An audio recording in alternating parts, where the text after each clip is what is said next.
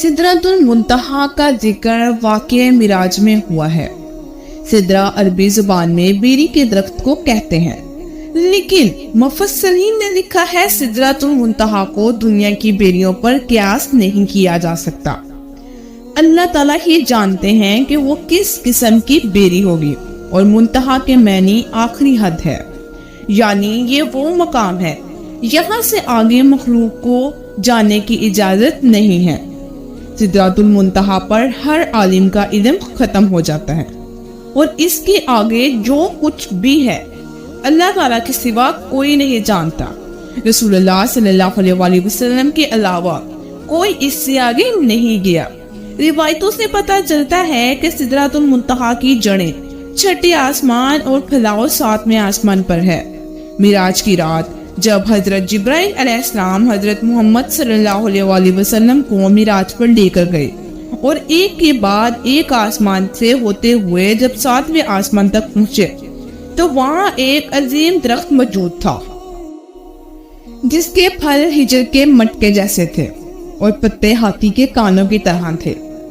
हिजर दरअसल कौम आद की सल्तनत का दारुल हुकूमत था, जिसके पत्थरों और मिट्टी के पके हुए बर्तनों की बहुत शोहरत थी। 17वीं सदी ईस्वी में शाम, तुर्की और रोम में सिदरा नामी एक दरख्त पाया जाता था। दुनिया की बदलती हुई आबो हवा और मौसमी तब्दीलियों की वजह से 1937 यानी 1937 में इस दरख्त की नस्ल ही महदूम हो गई। मुखर्रीन और माहिर नबातात के मुताबिक इस दरख्त की ऊंचाई 150 फीट और मोटाई 40 फीट बताई जाती है। इस दरख्त पर लगने वाले फल बिल्कुल हिजर के मटकों के मुशाबा थे। इस तरह की दरख्त जलाल और कमाल को देखकर इंसान हैरत में गुम हो जाता है, जो अपने दौर का एक अजीम और खूबसूरत दरख्त था।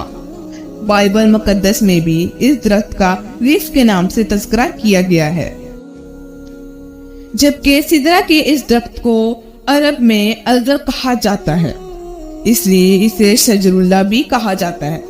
दरअसल ये तीनों दरख्त एक ही खानदान से ताल्लुक रखते हैं, और इसी खानदान में बेरी का दरख्त भी शामिल है। क़ब्ल इस्लाम बेरी के दरख्त को सिदरा ही कहा जाता था। मुख्तसर ये कि सिदरा कदीम दौर से ही एक अहम और नायाब दरख्त था, इसलिए कुरान और हदीस में इस दरख्त को दुनियावी दरख्त से तशबीह दी गई है। लेकिन सिदरतुल मुंतहा जो कि सातवें आसमान पर मौजूद है, दुनियावी बेरियों जैसा बिल्कुल भी नहीं है। हजरत अब्दुल्ला इब्ने मसूद रज़ी अल्लाह ताला अन्हु ने भी फरमाया कि सिदरतुल मुंतहा छठे आसमान पर है।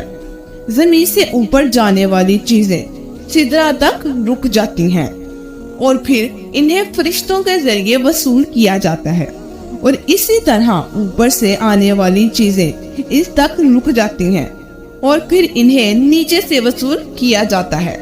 मुफस्सिरीन ने लिखा है कि सिदरतुल मुंतहा के करीब ही जन्नतुल मावा है, जो कि जन्नत का आला तरीन मकाम है, और यहाँ क़यामत से पहले शहीदों की रूहों को ठहराया जाता है।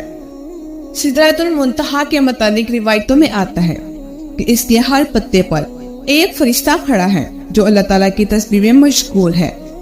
इसकी शाखों और पत्तों पर सब्ज रंग के परिंदों का झुंड बैठा है। बाद मुफस्सिरीन ने लिखा है कि वो सब्ज रंग के पत्ते दरअसल अंबिया इकराम और औलिया की रूहें हैं। सिदरतुल मुंतहा एक ऐसा दरख्त है जिसके तने की चौड़ाई 73 साल के सफर के बराबर है, जबकि बेहतरीन सवाल इसके साए में 100 साल तक सफर कर सकता है।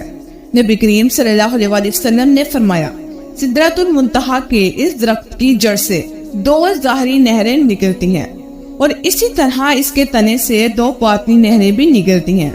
आप सल्लल्लाहु अलैहि वसल्लम ने जब इन नहरों को देखा तो हजरत जिब्राइल अलैहिस्सलाम से पूछा, तो हजरत जिब्राइल अलैहिस्सलाम ने फरमाया कि बातिनी नहरें जन्नत में जाती हैं और ज़ाहरी नहरें दुनिया में गिरती हैं। दरिया नील और दरिया फरात की शक्ल में मौजूद है। शमाली अफ्रीका में बहने वाला दरिया नील दरअसल यूनानी लफ्ज़ यूनिलस से निकला है, जिसके मैनी वादी के हैं। ये दुनिया का बहुत बड़ा दरिया है, जिसकी लंबाई 6000 किलोमीटर से भी ज्यादा है।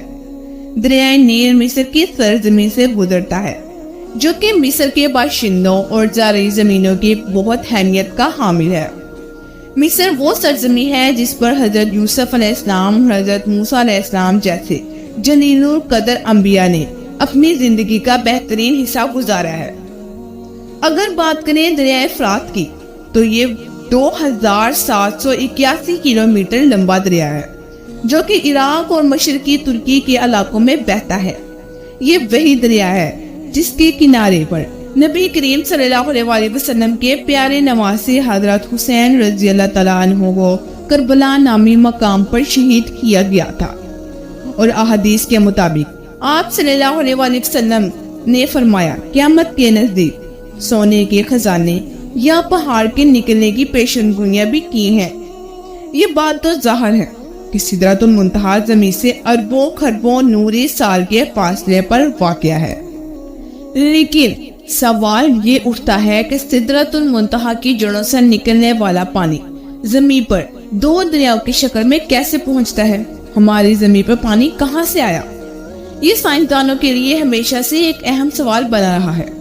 ان سائنسدانوں کا خیال ہے کہ پانی اس وقت سے ہے جب سے یہ زمین وجود میں رکھی گئی تھی، جبکہ حال ہی میں ہونے والی ایک تحقیق میں پتہ چلا ہے کہ شاید زمین پر آج سے اربوں سال پہلے آنے والے کسی شہاب ثاقب یا ایسٹرائیڈ کے ذریعے سے یہاں پانی لایا گیا تھا، اور 3 ارب سال سے پانی زمین پر موجود ہے۔ اب سوال یہ کہ وہ شہاب ثاقب جو کہ اربوں سال پہلے اس زمین پر گرے تھے اور پانی کو یہاں لانے کا ذریعہ بنے تھے، کیا وہ اس جگہ سے آئے تھے جہاں سدرۃ المنتہا موجود ہے؟